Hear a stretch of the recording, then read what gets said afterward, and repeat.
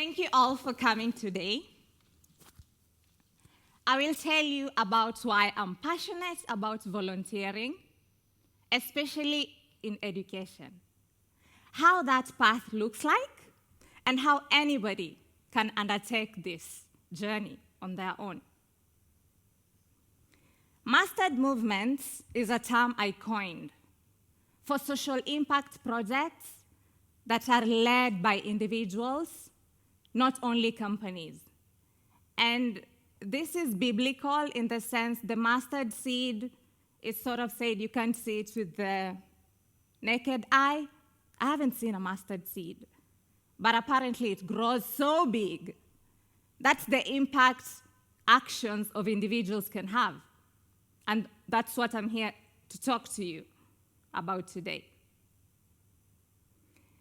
When I tell people, oh, I'm running a campaign to help this education institution, or I'm running this campaign to help this vulnerable, homeless street children, most people want to be involved, but then they go to the familiar, what they are used to, and immediately people are telling me, oh, I have used clothes. Can I give you those? I have used shoes from my 9-year-old boy. Can I give you those? You can take these toys. You can take these books. Maybe they can help them. Or I have extra food in the pantry. You can take it and give it to these children. I mean, that's noble. That's a good thing. But this model is problematic, and I'll tell you why. We all have been passive consumers of the notion that in order to help people, we have to give them fish, as opposed to equipping them with a toolbox to go out and fish themselves.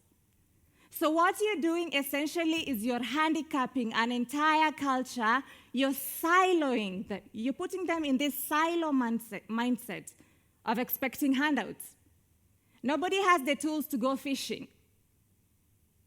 No wonder the United Nations has been living forever in Africa. People are just expecting for fish to come to them. And it's problematic in that sense. You can't expect people to have the tools to go and make a better life for themselves when you're not creating opportunities for them. And in Scandinavia, Denmark, I've lived in Denmark. I live in Denmark. I was living in Sweden before. There's this mindset of sustainability. It's a beautiful thing. Recently, I helped some friends, to run campaigns in Africa towards education. And I met the same response I met when I was in Kenya. Oh, I have these used clothes you can take to people in Africa. I have these books, I have these toys I can give you. You take them to this school you're trying to help in Africa. No, thank you. Take them to the Red Cross. And I'll tell you why. It's not rude. If you take out your phone right now, don't do that. If you take out your phone right now and go to UPS or DHL to send a 10-kilo package to my country, Kenya, costs between 6,000 and 8,000 Swedish kronas. 6,000 and 8,000 Swedish kronas can fund an entire academic year of a high school student, including board, school, and meals. So why I tell you to take them to the Red Cross is because they have a better logistics setup than I do. And this is only shipping costs. We're not including other taxes on top. Yeah? Mastered movements is for individuals. I'm not a company. So I cannot take your books and toys to an orphanage in Africa. It's not rude. When people come to you with social campaigns, listen to the core of what they're trying to get out of it. So when I was growing up, my parents had a restaurant, and what basically that meant is we had food around the clock. And by those days' standards, it meant we were rich. Even today's standards, if you have food throughout, I'm an adult, but sometimes I can't afford 3 meals. It means you're rich. But for me, personally, when I had to go to high school, for some reason, my parents couldn't come up with the money to take me to high school.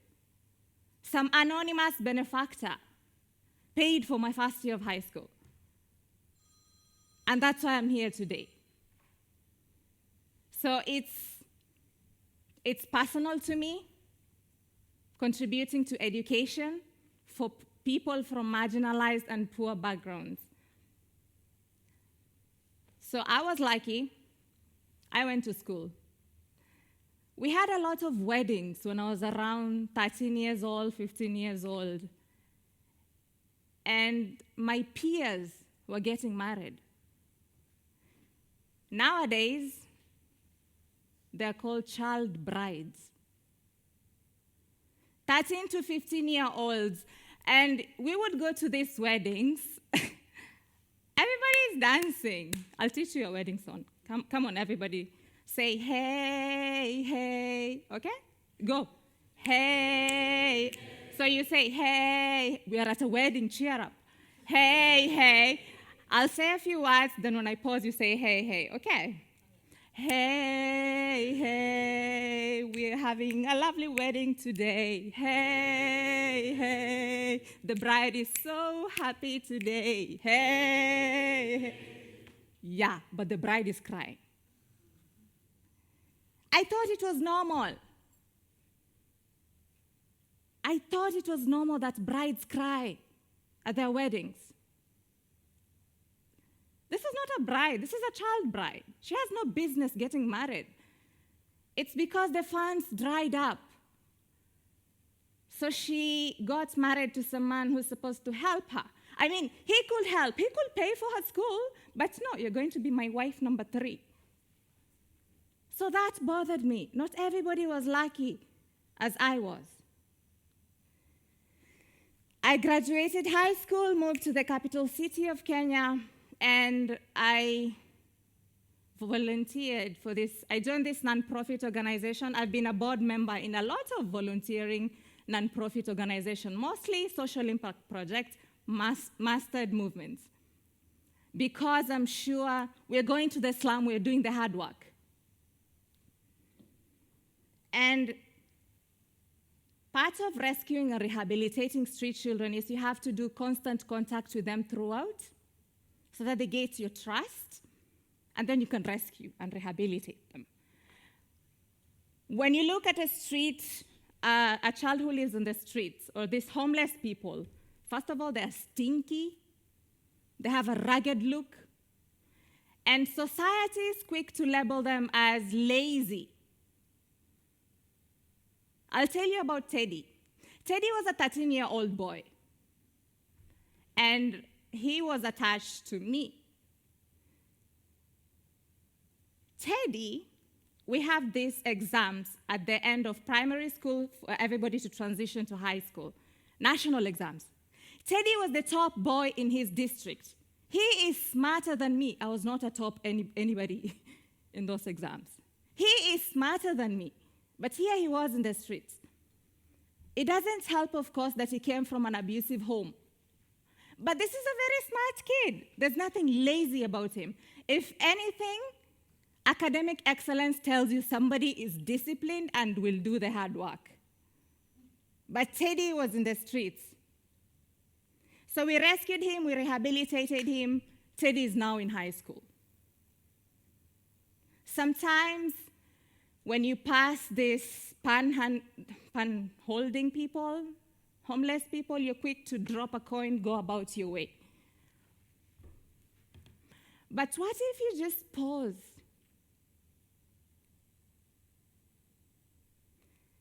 And ask them, hey, do you have a minute to talk?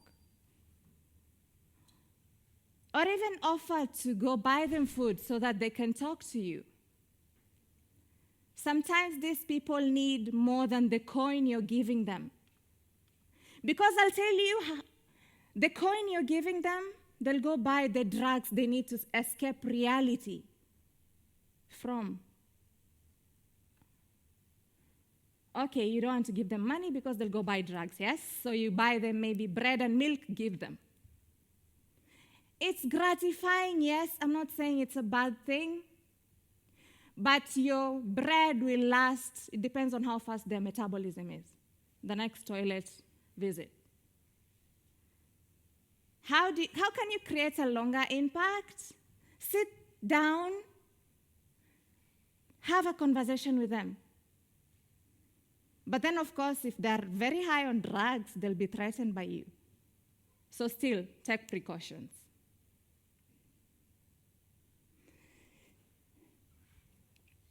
It's easy, it's gratifying, it's short-term. But just pause sometimes. You can make a bigger impact by just talking to them. I have worked with 2 companies in Sweden who just started their nonprofit departments, and they wanted to give back in Kenya, Zambia. And I've worked with private individuals as well who want to do social impact projects. I'm not an expert. I consult for free. I'm cheap. I just want us to do good that will last. So how can anybody do this? I'll give you 3 tips. Start from where you are with what you have. Genius, right? It's very simplistic.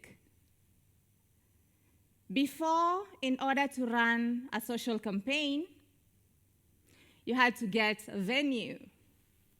You had to look for catering. You had to get permits. Nightmare. All you just want to do is do good, but you have to do all these things. But nowadays, you can start a fundraiser on Facebook. Leverage your social media connections. It's easy as that. 2, ask for help. It's easy to get overwhelmed. Mastered movements are not easy. You can ask Paul. Paul, you want to wave? That is Paul. It's not easy. And the nonprofit landscape in Africa, when I say Africa, I'm using a blanket term, but I actually mean any country in Africa. The nonprofit landscape is not the same as what you're used to here in Denmark or Europe. It's different. But it doesn't mean it's impossible. It's very possible.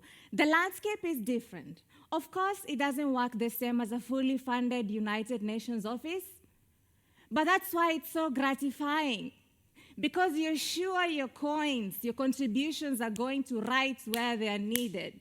They're not bankrolling an executive salary. Okay, I'm being radical now. So ask for help. I say yes a lot, by the way. That's why I'm here today. I say yes because Martin had me speaking. Okay, I never shut up about it. I'm told I'm loud. But I'll talk to anyone and everyone about making life better for other people. Because not everybody has opportunity. If that anonymous donor had not contributed to my education that one time, I would have been married with 10 children by now, which is not a bad thing.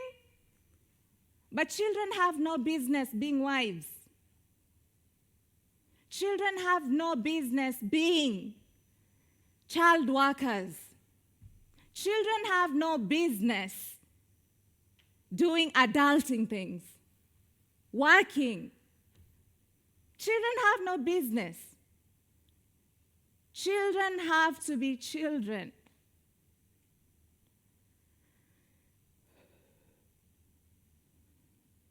Ask for help. Otherwise, it will drown you. You will feel disillusioned. I'm proud of Paul. He pulled in a lot. Musna, of course. If you want to run a campaign, pull me. Delegate. Hey, can you be my logistics person? Now we are creating a United Nations office. Can you be my logistics person? Can you be my PR person? Can you do this? Spread it. And you will be surprised at how many people want to help. You will be surprised.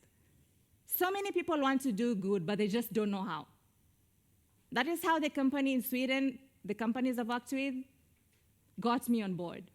Because somebody asked for help. And I said, hey, I have a background in this, I can help you. So ask for help. Thirdly, clarify your goals. I said the landscape is not the same as what you're used to here. The problem is when people want to do mastered movements, they want to play God. You can't play God. You're not Bill Gates, first of all, you don't have all that money. You can only do so much. You need to narrow your vision as much as possible. What is it you're targeting? Is it education? And you will have many curveballs. Noise will come. It's not easy, but it is gratifying. I'll give you an example. So I'm working with this school to help fundraise for their education program. Actually, that's my specialty. And we had a girl who, now we have a teenage pregnancy. Somebody's parent is sick. The parents are pressuring the kid to ask us for help. You will have curveballs. Remember the mindset I told you, people expecting handouts? That's what's happening. The good thing with mastered movements, somebody else is in charge of these other movements, so you can always refer them there. And I've been asked, Musna, out of all courses in the world, why education? Well, it is a personal crusade for me. Now you know my story. 2, dreaming is expensive for children from poor, marginalized backgrounds. The society has written them off. We need to make it easy for them.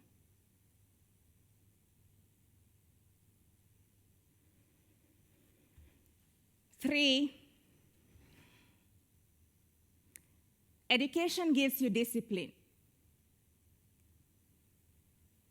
And most importantly, when you teach a man how to fish, you feed him for life. Thank you so much.